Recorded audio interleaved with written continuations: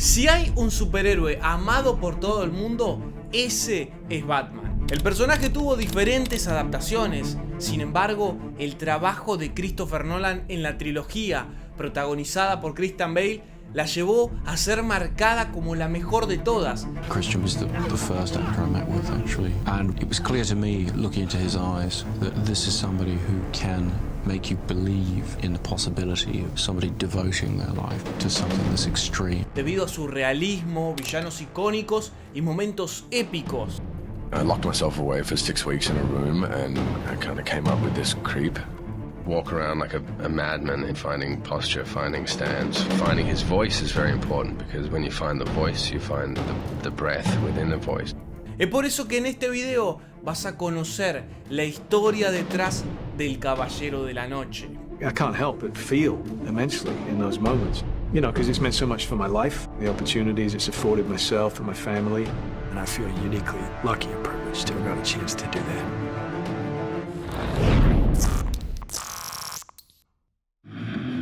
Hello. Yeah. We're gonna go on a mission right now. So will you come with me?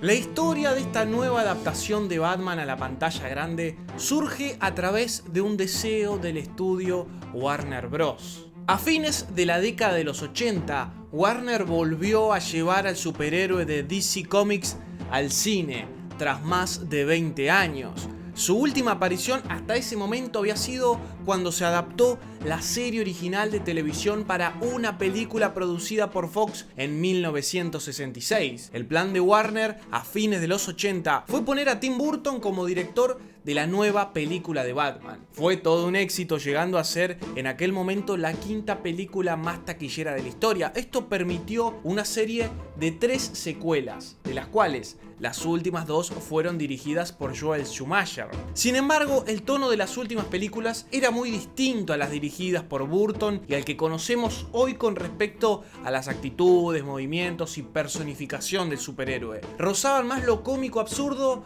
que lo épico. Aunque las primeras le habían dado buenos resultados de recaudación al estudio, no sucedió lo mismo con las dirigidas por Schumacher. La última cinta de esta saga fue estrenada en 1997 y fue un fracaso comercial y en la crítica especializada. Warner se quedó con la sangre en el ojo. El estudio sabía que el personaje todavía podía dar mucho potencial en la pantalla grande y que todavía tenía historias para contar. Es por eso que a comienzos del siglo empezó a trabajar en la preproducción de una nueva versión de Batman. Antes de que se decidiera definitivamente quién asumiría el cargo, el director Darren Aronofsky fue asignado para hacer la película de Batman basada en la novela gráfica Batman Año 1, con el propio autor Frank Miller en la escritura del guión. En 2003 hubo un primer borrador con guiones gráficos. Se desconoce el motivo por el que Warner luego no produjo la película, pero según los detalles que se han filtrado desde entonces, probablemente tendría que ver con el guión, que parece se desvió considerablemente del material original. Por otro lado, tenemos a Christopher Nolan, un director británico que estaba dando sus primeros pasos en Hollywood. Había dirigido 3 películas, pero una de ellas ya le había valido nominaciones a los grandes premios de la industria. Memento, su segunda cinta estrenada en el año 2000, impuso un manual de estilo del director con una historia simple pero contada con montaje alternado y narración no lineal. Pilares que Nolan mantendría a lo largo de toda su carrera. Nolan era fanático del personaje, pero no un ávido lector de cómics a lo largo de su vida. Lo primero que planteó con respecto a su versión de Batman fue hacer uno mucho más realista que los anteriores. Para eso necesitaban a un guionista que fuera especialista en cómics. Escogió a David Goyer, quien conocía muchísimo sobre diferentes historias de Batman en cómics. Desde niño, Goyer amaba el personaje y hasta le decía a su madre que algún día llegaría a Hollywood y haría una película sobre Batman. En sus propias palabras, fue el llamado que estuvo esperando toda su vida. Junto al encargado de diseño de producción Nathan Crowley, Nolan y Goyer comenzaron a trabajar en secreto en los preparativos para la película. El búnker fue la casa del director, específicamente su garage, donde los tres creadores comenzaron a abordar las partes principales del film. En principio, el estudio deslizó la idea de que la película se ambientara en el mismo universo que la saga de Burton y de Schumacher. Sería como Batman 5, pero Nolan rechazó esta propuesta y no sería la primera vez que habría discrepancias con el estudio. El director y sobre todo Goyer, especialista en el personaje, querían contar la historia de su origen, que nunca se había trasladado a la pantalla grande. Iniciar con un Bruce Wayne de pequeño, mostrando cómo nace su temor hacia los murciélagos y el asesinato de sus padres en detalle. The origin story had never been addressed on film, or really even in the comics. That is to say, there isn't really a single definitive account of the journey of Bruce Wayne into Batman. El director quería que se supiera lo menos posible de la producción de la película, que absolutamente nada se filtrara. Para eso se la tituló con el nombre falso The Intimidation Game. A Emma Thomas, productora y esposa de Nolan, acostumbrada a pelear porque un título de una nueva película se instalase en el público, le resultó difícil hacer todo lo contrario esta vez. Fue tanta la confidencialidad que se le dio al proyecto que todos los contratos, guiones y documentos tenían el título falso. Inclusive una vez terminado el guión, los directivos de Warner fueron invitados al propio garage de Nolan para realizar la primera lectura sin salir de su búnker. Para la historia, Nolan buscaba ser muy respetuoso con la mitología del superhéroe, ya que sería la primera adaptación después de la muerte de su creador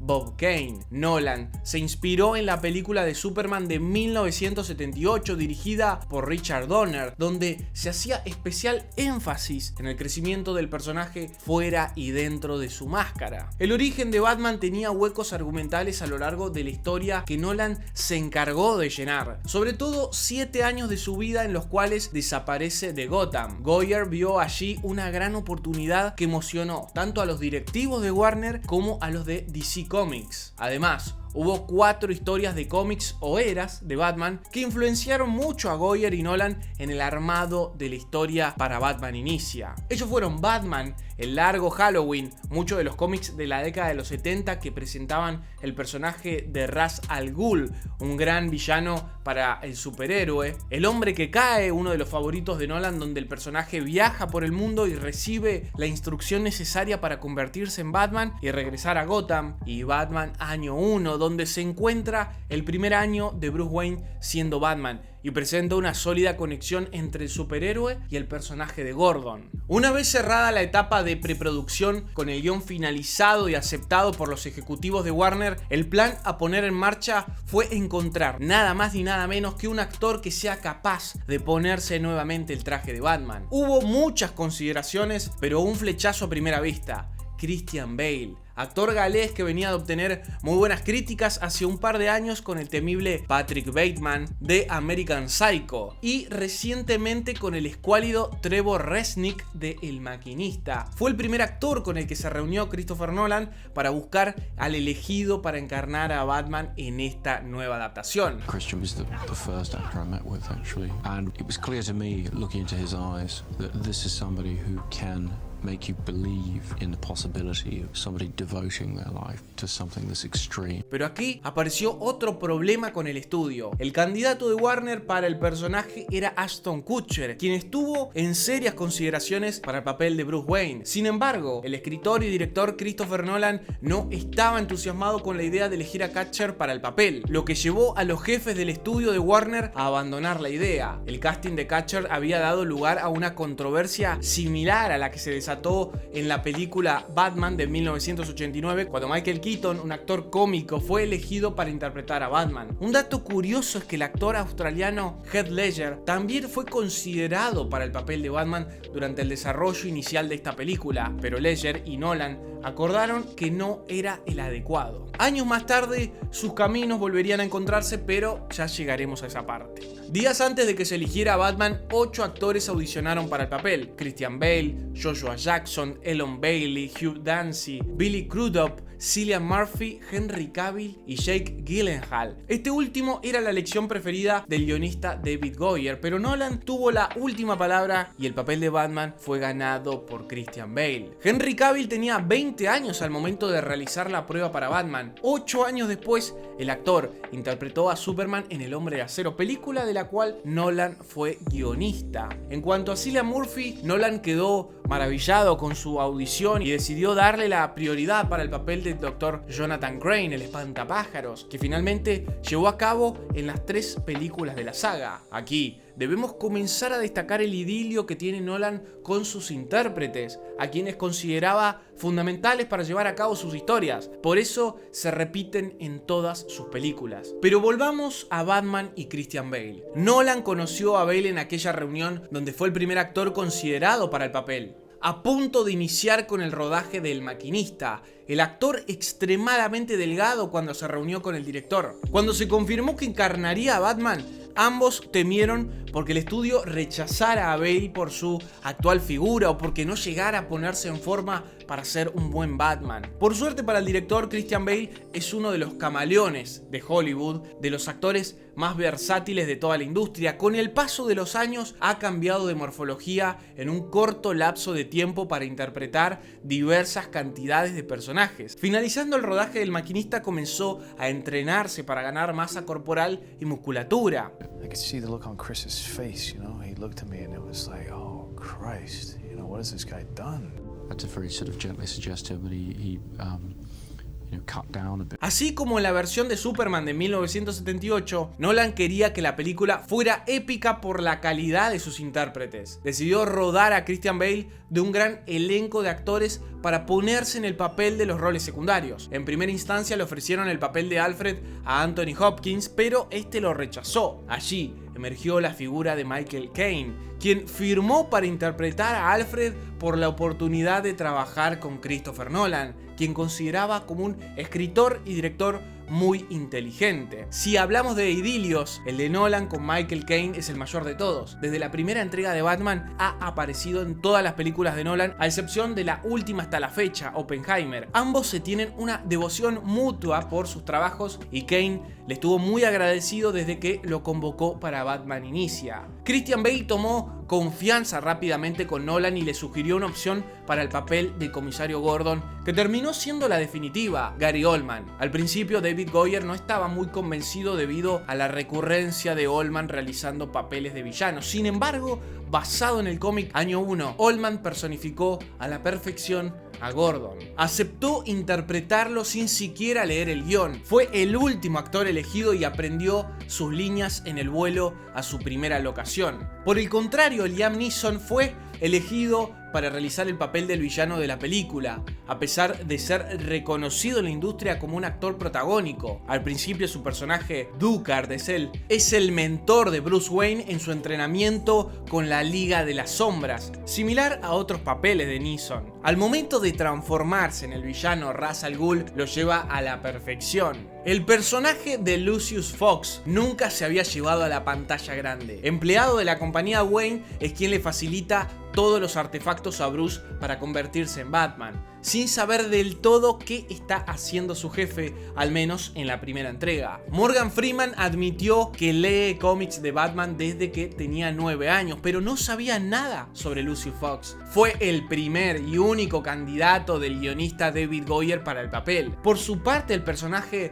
de Rachel Dawes fue creado exclusivamente para esta saga por Nolan y Goyer. No aparece en ninguna tira de cómics de DC. El papel fue escrito expresamente para la actriz Katie Holmes. Para el director era importante introducir un personaje que conociera a Bruce desde su niñez y entendiera profundamente lo que siente el protagonista. Con todo listo en cuanto al casting de los personajes, se inició el rodaje de Batman Inicia. Hay 3 grandes etapas que tenemos que tener en cuenta. Primero vamos a hablar de las escenas correspondientes a una gran porción de la primera parte de la película, cuando todavía no conocemos a Batman. Es Bruce quien escapa de Gotham para instruirse en lucha y prepararse espiritualmente con la Liga de las Sombras. El equipo no quería filmar este proceso de introspección y descubrimiento de Bruce en un decorado del estudio. Querían darle una dimensión grandiosa e imponente, con escenarios panorámicos que atrajeran al espectador a las sensaciones que atravesaba el protagonista. El viaje de Bruce hacia el monasterio ubicado en Bután era imposible de realizar en la realidad debido a que ese país se encuentra en medio del Himalaya. Necesitaban un paisaje que se asemejara con un glaciar y un lago congelado. Por eso decidieron filmar en la gélida Islandia. Se construyó un mini pueblo al borde del glaciar durante 3 meses, de enero a marzo, pleno invierno en Islandia, cuando las tormentas, la lluvia y el frío acechaban. Las ideas de Nolan a veces van en contra de la madre naturaleza, y esta fue una de ellas. El director necesitaba imperiosamente el lago congelado para la escena de lucha entre Bruce y Ducard, que para fines de febrero ya estaría derretido. Por lo tanto, ambos actores prácticamente no tuvieron ensayos sobre el hielo. Debían rodar esa escena cuanto antes. Cuando lo hicieron, todo el equipo escuchaba el crujir del hielo bajo sus pies, y Nolan ordenó que se disipara el área de grabación hasta tener el máximo de 5 personas sobre el hielo por el peligro que presentaba. Se realizaron 33 tomas en un solo día, con equipos livianos al estilo de una película de bajo presupuesto. Al día siguiente, cuando quisieron volver, el lago se había derretido casi por completo, por lo que finalizaron algunas escenas de planos cortos fuera del lago. Hay que destacar que el rodaje en Islandia se dio en las primeras semanas de producción de la película. Fue lo primero que se hizo. Para Nolan fue como un combate sin previo aviso. Las condiciones meteorológicas del invierno islandés fueron muy duras, tanto para el equipo como para el elenco. Vientos fuertes de más de 100 km/h en el primer día de rodaje, lluvias interminables y un frío atroz. Inclusive llevaron nieve artificial para realizar varias de las escenas, ya que se derretía la natural por la lluvia. El director aseguró que si nadie renunció en esas primeras semanas, no habría problemas para completar la producción. Sin dudas, una de las claves de esta película serían las luchas de Batman. Para llevarlas a cabo, Nolan quería que Christian Bale desarrollara un estilo de lucha que pareciera inventado por él, que escapara a las espectaculares volteretas y patadas en el aire habituales en el cine de superhéroes. Necesitaba una lucha más coreográfica, simple y directa por parte de Batman. Buster Reeves, campeón mundial de Jiu-Jitsu, fue uno de los especialistas en peleas que trabajó en la película y sugirió un nuevo estilo de arte marcial llamado Método Casey. Casey significa desde el corazón. Fue creado y desarrollado por los hermanos Justo y Andy Norman durante 20 años, y ambos fueron convocados por el equipo de producción para entrenar a los actores, particularmente a Bale. Eso era lo que los productores querían para presentar a Batman en pantalla, un estilo más instintivo de lucha que nunca antes se había visto en este género. Christian Bale debió pasar por 16 peleas a lo largo de toda la película. Aprendió los movimientos de cada una de ellas y realizó todas en pantalla, sin necesidad de CGI o dobles para el personaje. El mayor reto fue la escena final del monorriel, con la lucha entre Batman y Ra's al Ghul. Tanto Bale como Neeson entrenaron sus enfrentamientos y dejaron la piel para conseguir tomas de excelencia. A Nolan lo sorprendió la velocidad e intensidad que los actores aplicaron en esa escena. En cuanto al escenario principal, la ciudad de Gotham, Nolan quería una especie de Nueva York exagerada, que sea reconocible para el público. En este punto, el encargado de diseño de producción, Nathan Crowley, se hizo fundamental para establecer los lineamientos del aspecto de Gotham durante el proceso de escritura del guión. Gotham siempre estuvo basado en Nueva York, pero también se influenciaron por el paisaje urbano de Chicago, de la antigua ciudad de Kowloon en Hong Kong. Crowley construyó un modelo de los suburbios de Gotham en el garage de Nolan, que escalaba casi hasta el techo. Se tomaron más de 1 millón de fotos en Chicago para rellenar el paisaje de Gotham y que pareciera lo más realista posible. Para llevar a cabo las filmaciones en Gotham, la producción tuvo que crear un estudio lo suficientemente grande como para simular ese vasto panorama de la ciudad. Se buscó un hangar militar en Cardington, Reino Unido, uno de los más grandes del mundo, que hasta ese momento no funcionaba como set de filmación. Según Crowley, tenía el tamaño de los 8 estudios más grandes de Los Ángeles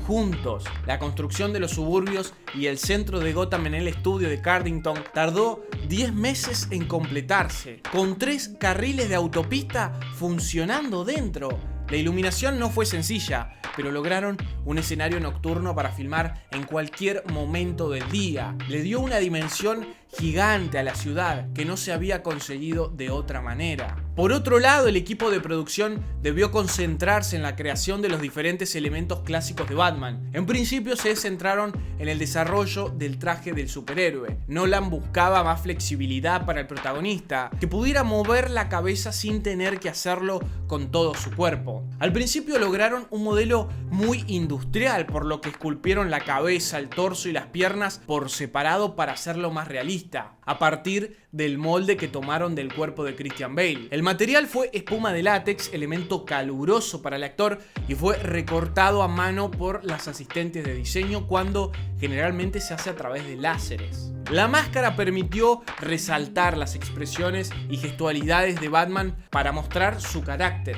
El primer día de rodaje, Bale llevó el traje puesto sin interrupciones para acostumbrarse a su uso, aunque de todos modos le parecía muy incómodo y la máscara le propinaba fuertes dolores de cabeza. Ese disgusto de Bale ayudó a su actuación, ya que generalmente estaba de mal humor cuando vestía el traje. De todas formas, se obligó a usarlo todo el tiempo que podía, ya que era un honor para él portarlo. La capa se hizo con una técnica enseñada a la producción por el Ministerio de Defensa británico y normalmente utilizada para disminuir la visibilidad de los objetos en visión nocturna. La tela de nylon de paracaídas se cepilló con pegamento y se cubrió con un material fino parecido al cabello. Además, contaba con lo que se conoce como tejido con memoria. Esto significa que cuando la capa recibe un impulso eléctrico, pasaba de ser una tela suave y flexible a una rígida. Para Nolan, un elemento clave del arsenal de Batman era sin lugar a dudas el Batimóvil, y acorde a una superproducción de este calibre, se creó desde cero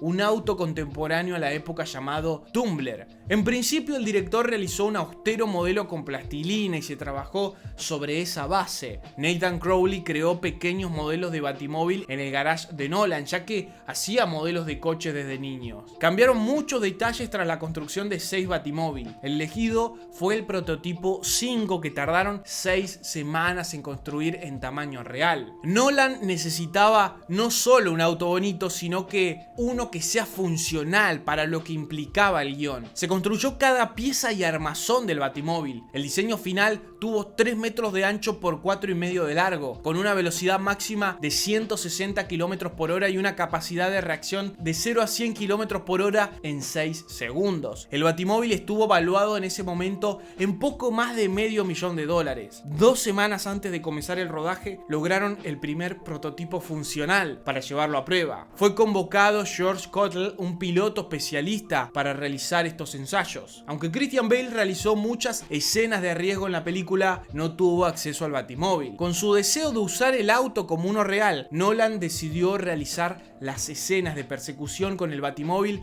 real en el set de Cardington. No hubo mezclas de escenas ni efectos de cámara, sino que se montaron en un brazo controlado robóticamente, apostado en un auto por delante y otro por detrás, que debían alcanzar los 160 km por hora del Batimóvil. El final de la secuencia de la persecución encuentra al Batimóvil entrando en la Baticueva, atravesando el portal con su cascada. Ese aterrizaje se grabó realmente, casi sin efectos visuales. Se construyó un decorado con una rampa para grabar el salto del Batimóvil a través de la cascada artificial. El escenario de la Baticueva fue otro de los importantes para la versión del Batman de Nolan. Quería dar la impresión de que no fuera un decorado, sino realmente un lugar subterráneo debajo de la mansión Wayne. Se construyó en los estudios Shepperton con pilares que se asemejaban a los de la mansión y un símil decorado de rocas subterráneas. Además, se construyó el cauce de un río que atravesaba toda la Baticueva. Por otra parte, los murciélagos con los que se encuentra Bruce Wayne al momento de ingresar por primera vez a la Baticueva fueron todo un desafío. Los creadores realizaron algunas tomas de pocos murciélagos reales, pero por supuesto se dieron cuenta que sería muy difícil controlar a una bandada. Los encargados de efectos visuales realizaron con CGI las tomas donde aparecían muchos murciélagos y dejaron las tomas individuales de ellos para algunas escenas específicas. Al finalizar el rodaje, Nolan quedó muy conforme con la película que había hecho. Era literalmente la película que se imaginó que haría, con la mayor parte de elementos reales y poco uso del CGI. Con un presupuesto inicial de 150 millones de dólares, la cinta recaudó más de 375 millones a nivel mundial. Además, fue nominada a un premio Oscar en la categoría de mejor fotografía. El regreso de Batman a la pantalla grande conformó con creces a los directivos de Warner, que se quitaron la piedra en el zapato que les había dejado las últimas versiones de fines de los 90. Si bien aún no estaban confirmadas, la intención de Nolan y Goyer era trabajar sobre una trilogía que introdujera en las secuelas a otros personajes del universo de Batman. Es por eso que a fines de julio de 2006 Warner Bros. Anunció oficialmente el inicio de la producción de la secuela de Batman Inicia. And here we go.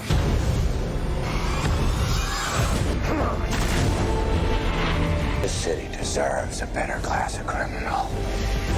No! I'll show you. You either die a hero, or you live long enough to see yourself become the villain.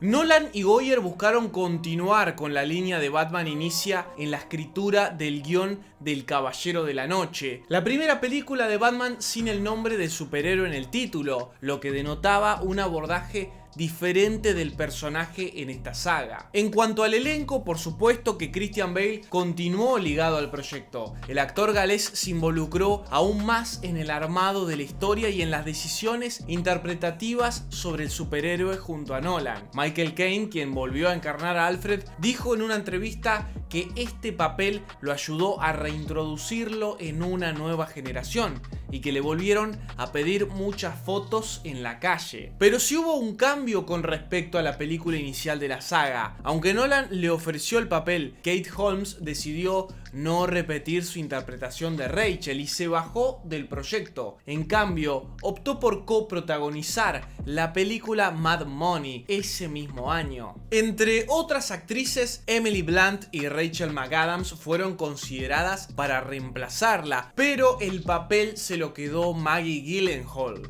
Se introdujeron dos de los villanos clásicos de Batman en esta entrega. Primero hablaremos de Harvey Dent, Dos Caras. Para la historia de este villano, Nolan eligió mostrarlo en principio como un servidor de las fuerzas de la ley, una contraparte diurna de Batman, con su deseo de solucionar la delincuencia en Gotham por las vías legales y no con un disfraz. El suceso más importante de la película marca un quiebre en Dent, quien se convierte en Dos Caras y pasa a dejar sus decisiones al azar del lanzamiento de una moneda. En febrero del 2007 comenzó la elección del actor para el rol de Dos Caras. Hugh Jackman, quien había trabajado ya con Nolan en The Prestige, se interesó por el papel. Mark Ruffalo llegó a audicionar para hacerlo, pero no lo consiguió. Finalmente, Nolan se volcó por Aaron Eckhart, a quien había considerado en su momento para protagonizar Memento. Eckhart tenía experiencia en la interpretación de personajes ambiguos y basó su actuación en la figura de Robert Kennedy. Para el otro villano abriremos un capítulo aparte, ya que se trata de una de las mejores interpretaciones en una película de superhéroes de la historia. Ha sido recordada aún más con el paso del tiempo y debido al trágico final de su intérprete. Sin dudas, el Joker de Heath Ledger fue una revolución. Después de una larga investigación, Jonathan Nolan propuso basar al Joker en sus dos primeras adaptaciones, publicadas en el primer número de Batman del año 1940. En este caso, los hermanos creadores no querían contar la historia del origen del Joker, sino presentarlo como un personaje acabado y absoluto. Además, querían darle una nueva versión comparada a la icónica interpretación de Jack Nicholson en la saga de Tim Burton. Los cómics de Batman, El largo Halloween, La broma mortal, El hombre que ríe y las dos primeras historias sin título que presentan al personaje del Joker sirvieron como influencia en la trama de esta película. Actores como Steve Carell y Robin Williams expresaron públicamente su interés de interpretar al Joker, sin saber que Nolan siempre tuvo en mente a Heath Ledger, con quien no se pudo concretar una colaboración en Batman Inicia. De todas formas, tanto Ledger como Nolan sabían que sus caminos se cruzarían más tarde. Al reunirse nuevamente con el actor, Nolan lo reconoció como la elección perfecta para el papel. Cuando se le preguntó el motivo de este inesperado casting, el director simplemente respondió: porque no tiene miedo. Mientras se preparaba para su papel de Joker, Heath Ledger se escondió en una habitación de hotel durante unas 6 semanas. Durante esta prolongada estancia de reclusión, Ledger profundizó en la psicología del personaje. Se dedicó a desarrollar cada tic del Joker, es decir, la voz, esa risa que suena sádica. Ledger pasó varios meses trabajando con un entrenador vocal en la voz del personaje. Usó muñecos de ventríloco como inspiración para la cualidad burlona. En opinión de Michael Caine, Heath Ledger superó todos los pronósticos y superó al Joker de Jack Nicholson en Batman. Dijo que Ledger fue en una dirección completamente diferente a la de Nicholson, como un psicópata realmente aterrador. Anticipó que su interpretación sería una gran revelación en esta película, y vaya que sí lo fue. It was the most fun I've had with a character, hands down. Creatively, it was just it was too good to be true. Si bien el público había quedado a la expectativa de la aparición del personaje por el final de Batman Inicia, nadie esperaba una tan buena actuación de Heath Ledger. El actor australiano se había hecho conocido por interpretar papeles románticos y saltó a la fama mundial con su papel en Secreto en la Montaña. No parecía un actor destinado a ponerse en la piel de Joker, pero trabajó muy duro en la profundidad del personaje y sin duda fue un gran acierto de Nolan. Ledger completó todas sus escenas en la interpretación de Joker, tanto en la fotografía principal como en las tareas de postproducción. Lamentablemente fue su último papel cinematográfico completo. Heath Ledger murió de forma repentina y accidental por una intoxicación de drogas el 22 de enero del 2008. En aquel momento se encontraba en pleno rodaje de El imaginario mundo del Dr. Parnassus, película que no pudo finalizar de filmar. La sorpresiva muerte de Ledger provocó especulaciones inmediatas sobre el estado de la película El Caballero de la Noche. Abundaban los rumores de que desempeñar el papel intenso de Joker había pasado factura al estado mental de Ledger, provocando que se deprimiera y como resultado tomara una combinación incorrecta de drogas. Sin embargo, desde entonces su familia ha puesto fin a esos rumores, afirmando que lejos de estar deprimido, se divirtió mucho interpretando el papel. Ledger sufrió de insomnio durante toda su vida y a menudo tomaba pastillas para dormir junto con otros medicamentos recetados. Desafortunadamente, la mezcla que tomó esa noche resultó ser una combinación letal. Nolan tomó la decisión de no incluir ningún efecto visual en el montaje que alterara la verdadera actuación del actor. El director confesó que fue muy duro enterarse de la noticia y luego verlo todos los días como Joker en los trabajos de edición y montaje. La película fue dedicada en la memoria del actor. La campaña viral de Warner para la cinta, que se centró en gran medida en el personaje de Joker, tuvo que reorientarse tras el fallecimiento de Ledger. We'd like to thank the Academy for recognizing our son's amazing work, Warner Brothers and Christopher Nolan in particular, for allowing Heath the creative license to develop and explore this crazy Joker character. Nolan es un innovador del cine contemporáneo. Se puso a la vanguardia de la industria y decidió utilizar cámaras con formato IMAX. No sería para nada sencillo adaptar la producción y el rodaje a la utilización de este formato, que implica un rollo mucho más largo y pesado. De todas maneras, el director apostó por este camino para resaltar escenas claves como la primera de la película. Fue la primera vez en la historia del cine en que se utilizaron cámaras IMAX. Nolan quiso rodar durante años con este formato y encontró su oportunidad de hacerlo con la superproducción del Caballero de la Noche. Nolan puso como locos a los directivos de Warner, ya que la secuencia que quería filmar no era sencilla. Un gran robo al banco con el Joker maquillado y con careta, donde además choca un autobús al final de la escena. Este formato daba más fluidez ya que el área de enfoque era mucho mayor que el de 35 milímetros.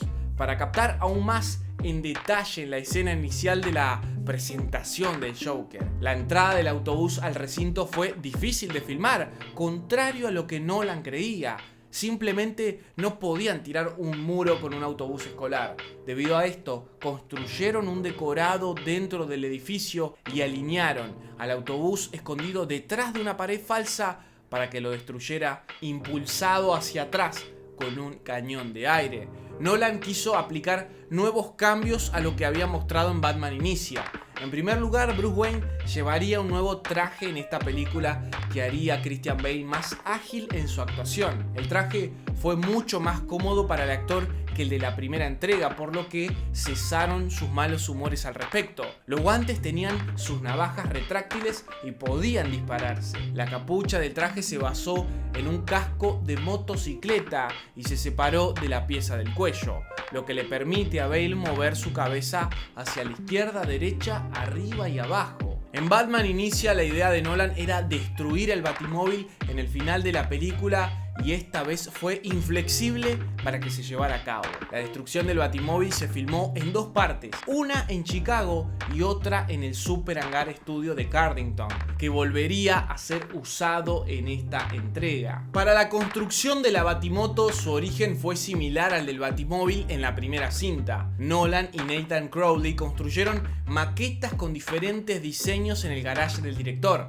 Se eligió el modelo más funcional para desarrollar un prototipo y probar su eficiencia. Nolan quería que no fuera una moto, sino un vehículo con cañones antiaéreo. Todo lo que se ve en pantalla se practicó más de 25 veces. La ajustaron hasta que finalmente funcionó, con un gran trabajo de ingeniería por detrás. Los productores y Nolan temían porque la capa de Batman se enganchara en la rueda trasera, pero cuando lo practicaron con el piloto especialista, se dieron cuenta que la capa automáticamente volaba por la velocidad que tomaba la Batimoto. George Cottle, quien había estado al mando del Batimóvil en Batman Inicia, protagonizó una escena riesgosa de filmar. Él manejaba el Lamborghini que fue chocado por la camioneta y Nolan decidió filmar el impacto sin efectos visuales. Se construyó una jaula dentro del Lamborghini para proteger al conductor experto y evitar lesiones. Por obvias razones se debió realizar en una sola toma. Lo único que se quitó en postproducción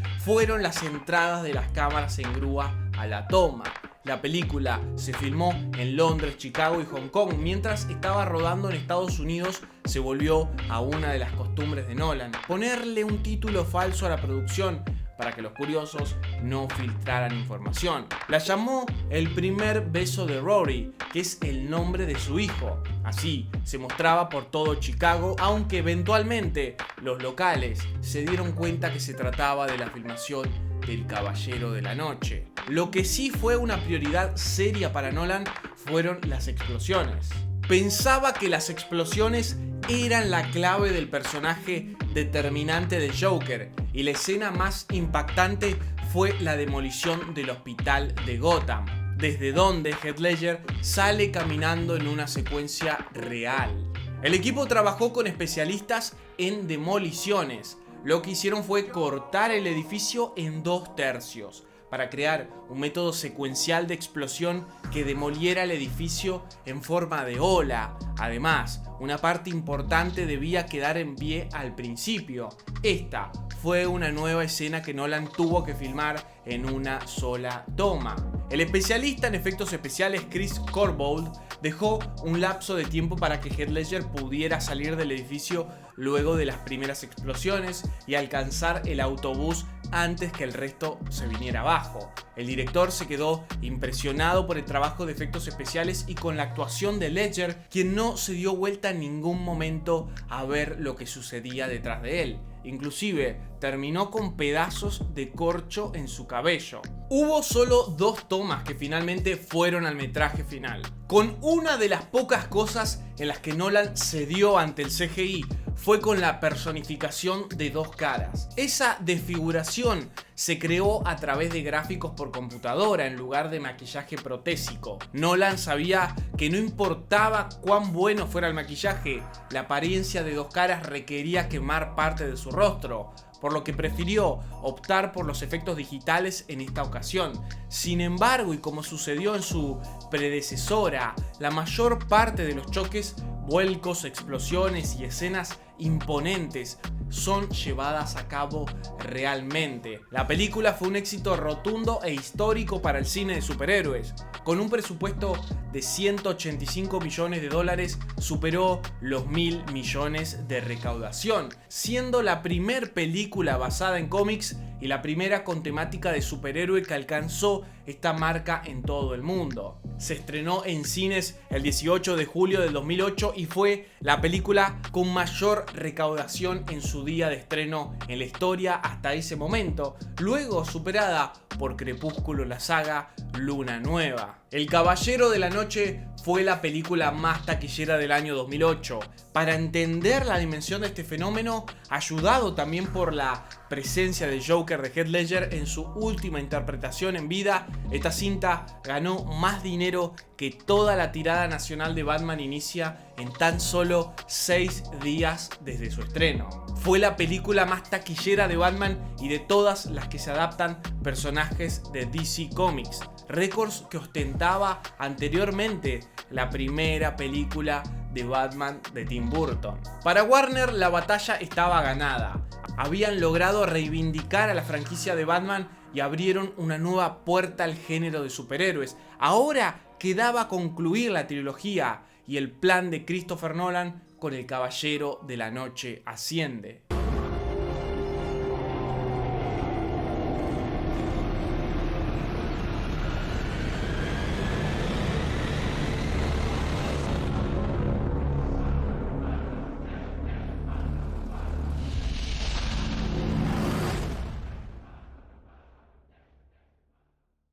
Para el cierre de esta saga, los 3 co-guionistas continuaron al frente del proyecto, David Goyer y los hermanos Nolan. Christopher dirigió su tercera entrega de Batman, aunque al principio estuvo indeciso en hacerla. Solo accedió a una tercera película sobre la base de la búsqueda de una historia que valiera la pena. Recién, en febrero del 2010, Nolan confirmó que había un borrador de la historia. Por respeto a la memoria de Heath Ledger, no pensó en incluir escenas eliminadas del Caballero de la Noche mezcladas con CGI para traer de nuevo al Joker. Es más, se dictaminó que no se menciona el Joker en toda la película. Por este motivo, Nolan tuvo que buscar a un nuevo enemigo para Batman, quien sería el último que lo enfrentaría en esta trilogía. Los ejecutivos de Warner le acercaron la idea de utilizar al Acertijo como el villano de esta entrega y con la sugerencia de Leonardo DiCaprio para interpretarlo, actor que ya había trabajado con Nolan en Inception. Sin embargo, el director buscaba un rival con mucha presencia física y argumentó que el Acertijo sería similar al Joker de la segunda parte. Es por eso que se comprometió a usar el personaje de Bane por iniciativa de David Goyer, quien lo conocía a fondo. Nolan lo calificó como un monstruo clásico para utilizar en cine y le dio una impronta propia como con todos los personajes. La primera idea de Nolan fue llamar a alguien con quien ya había trabajado. Como es habitual, sonó el teléfono de Tom Hardy, quien al igual que DiCaprio compartió con Nolan en Inception. Hardy estaba trabajando en una película en Canadá y Nolan lo llamó con una propuesta que pensaba el actor no aceptaría. Sin embargo, Tom Hardy aceptó el papel de Bane sin leer el guión. Le dijeron verbalmente que tendría un acceso sin precedente a un amplio entrenamiento de acrobacias, viajes por el mundo y utilización de armas. Como venía de interpretar un personaje delgado, algo similar a lo que sucedió con Christian Bale tras El Maquinista, Hardy tuvo que ganar alrededor de 15 kilos. Trabajó con un equipo de entrenamiento todos los días durante 6 semanas. Debía convertirse en un personaje mayor en tamaño que Batman, siendo el primer villano que lo desafiaba físicamente. Según la diseñadora de vestuario Lindy Hemming, tardó casi 2 años en diseñar el abrigo de Bane. Se inspiró en una chaqueta del ejército sueco y una levita de la Revolución Francesa, para que Bane pareciera igualmente militar, dictatorial y revolucionario. El supervisor de efectos de vestuario creó un modelo tridimensional del rostro y del cráneo de Tom Hardy para diseñar la máscara de Bane, que dejaría prácticamente sin movilidad al actor por lo ajustada que debía ser, ya que tomaba toda su cabeza. En este sentido, Hardy tuvo que realizar un duro trabajo para darle expresividad a Bane utilizando solamente sus ojos y su voz. Mientras hacía entrevistas promocionales para la película, Tom Hardy declaró que las partes más difíciles de filmar fueron las escenas de lucha. No por su aspecto físico ni por la dificultad de las peleas, sino porque era un gran fanático de Batman cuando era niño. Sentía que estaba golpeando a su héroe de la infancia. Sin embargo, a pesar de su adoración por el personaje, en el momento en el que Christopher Nolan gritó ¡acción!, Hardy comenzó a lanzar golpes tan fuertes como pudo. Pero Nolan no solo decidió incluir un nuevo villano, sino muchos más personajes. En principio, una contraparte de Batman personificado en Selina Kyle, Gatúbela. El personaje fue sugerido por Jonathan Nolan y a su hermano no le cerraba la idea, porque no podía encontrar un anclaje del personaje en el mundo real. Finalmente se le ocurrió el rol de la estafadora que adopta Selina en esta película. Para Jonathan era un personaje que no podía faltar, tan ambiguo que Batman podría sentirse reflejado e interpelado. Varias actrices audicionaron para el papel, como Keira Knightley y Lady Gaga. Finalmente solo 3 actrices hicieron pruebas en pantalla: Kate Mara, Jessica Biel y Anne Hathaway, siendo esta última la elegida para el papel. Por supuesto, fiel a su estilo, años después repetiría con la actriz en Interestelar. Lo curioso es que la actriz no supo para qué rol estaba audicionando en su primera entrevista. Pensó que era Harley Quinn, novia y cómplice del Joker. Luego habló con Nolan y supo que en verdad era para Gatúbela. Para prepararse para su papel, Anne Hathaway se ejercitó 5 días a la semana con un régimen que incluía ejercicio, entrenamiento de acrobacias y baile. Ella lo llamó su papel más exigente físicamente hasta ese momento. Interpretó a una Gatúbela icónica y original del cómic de DC. Crearon una máscara con orejas de gato que también eran a su vez los lentes de visión nocturna del personaje, parte esencial de la máscara en sí. Querían que su vestimenta fuera adaptable a cualquier situación como un camaleón. En palabras de la vestuarista, era un traje al estilo James Bond. El personaje necesitaba cambiar su vestimenta rápidamente en muchas ocasiones. Además, Nolan incorporó un personaje ambiguo que quienes hayan visto la película sabrán de qué les hablo: el de Miranda Tate. Nolan deseaba que fuera interpretado por la actriz francesa Marion Cotillard, a quien ya había conocido en, otra vez, el rodaje de Inception. El director inclusive adaptó las fechas de filmación de sus escenas en la película por el embarazo de la actriz. Comenzó a rodar apenas una semana después del nacimiento de su hijo, y Nolan ambientó un espacio en el set para su familia. Por último, Joseph Gordon-Levitt interpretó al sargento John Blake, quien tiene pensamientos y actitudes de Robin durante toda la película, y se revela que su verdadero nombre es Robin John Blake, haciéndole un homenaje al compañero de Batman en los cómics de DC.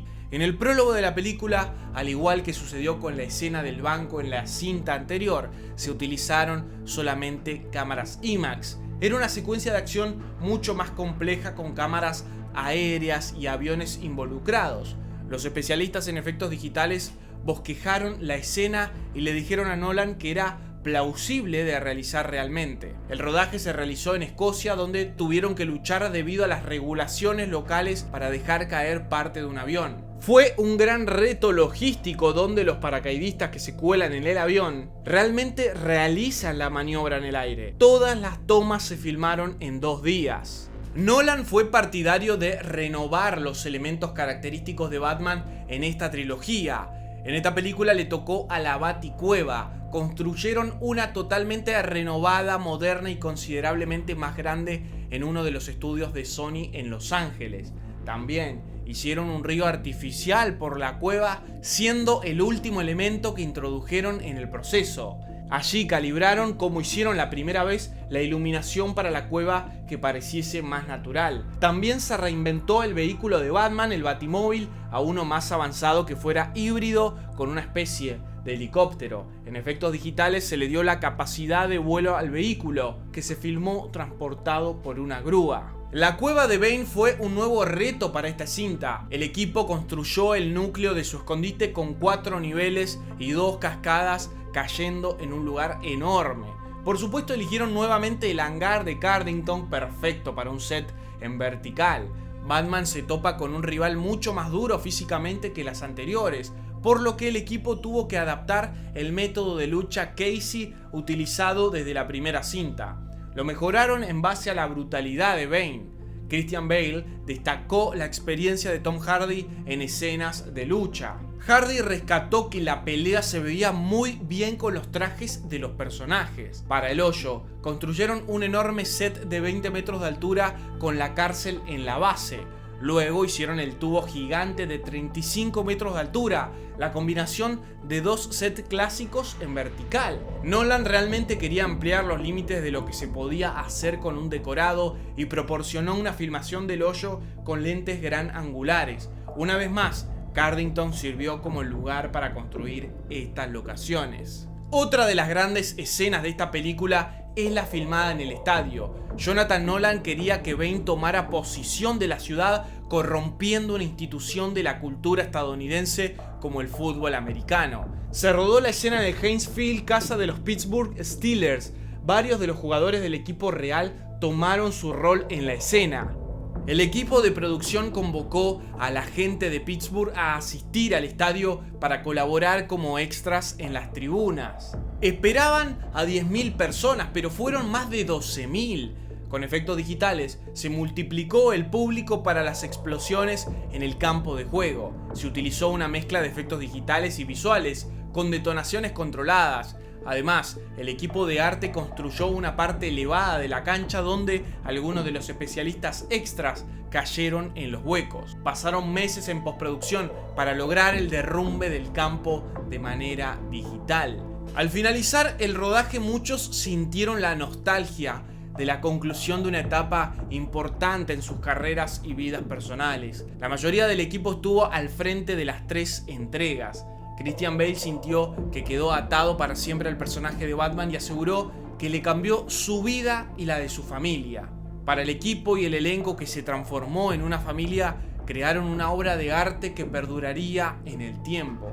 El Caballero de la Noche Asciende tuvo un presupuesto de $250 millones. Se estrenó el 20 de julio del 2012 y lamentablemente quedó ligada a un trágico hecho. Esa misma noche, en una de las funciones de estreno de medianoche en Aurora, Colorado, un hombre disfrazado ingresó a la sala y disparó contra el público. Fue capturado en la misma escena del crimen por la policía. En cuanto a las víctimas fatales y heridas, fue hasta ese momento el mayor tiroteo masivo en la historia de Estados Unidos. Los ejecutivos de Warner Bros. Emitieron un comunicado en solidaridad con los familiares y heridos por el tiroteo. El estudio suspendió el estreno de la película en París y varias campañas de publicidad en todo el mundo. Inclusive Christian Bale viajó para visitar a algunos de los heridos que estaban hospitalizados. Esta cinta también superó los $1.000 millones de recaudación en todo el planeta y fue la tercera película más taquillera del año 2012. En 2009, Christian Bale reveló que algún tiempo después del estreno de la tercera película, Warner Bros. Se acercó a él para hacer una 4ª entrega. Aunque dijo que estaría encantado, solo aceptaría si Christopher Nolan estuviera involucrado como director. Obviamente Nolan rechazó la oferta y el proyecto no continuó. Y un día los caminos de Batman y Christopher Nolan se separaron. La tercera entrega puso punto final a una de las sagas más importantes de superhéroes de la historia del cine, con personajes inolvidables y revolucionarios. La saga del Caballero de la Noche fue uno de los trabajos más profundos y detallistas de la filmografía de Christopher Nolan. Batman fue el único personaje al que le dedicó más de una cinta. El éxito fue rotundo en todo el mundo y es recordado por la crítica y los fanáticos hasta el día de hoy. Pero ahora déjanos en los comentarios cuál es tu opinión de esta saga y del trabajo de Nolan para hacerla realidad. No olvides suscribirte al canal y seguirnos en todas nuestras redes. Nos vemos en la próxima.